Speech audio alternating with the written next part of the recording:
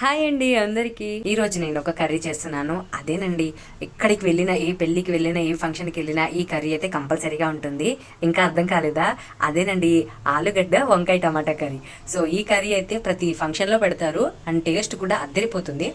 సరిపోయింది, ఇప్పటికే ఉన్న బాడీ పెయిన్స్ చాలా అన్నట్టు ఇంకా ఆలుగడ్డ వంకాయ కలిపి వండితే ఇంకా లేస్తామా అని అనుకుంటాం కదా. మా ఇంట్లో ఇలా అనుకుంటేనే మేమైతే వండుకుంటాము. ఆలుగడ్డ వంకాయ టమాటా మస్తు ఉంటది. పెళ్లిళ్ళలా అంటే చాలా మసాలాలు వేసి చేస్తారు.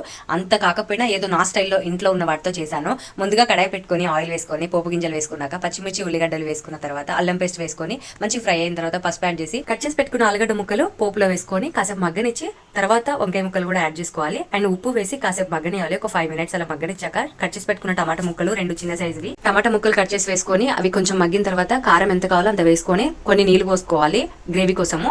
అండ్ అది ఉడికిన తర్వాత దగ్గరికి అయ్యాక మనం గరం మసాలా అండ్ అలాగే ధనియాల పొడి కొత్తిమీర వేసుకుంటే అంతే, కర్రీ రెడీ.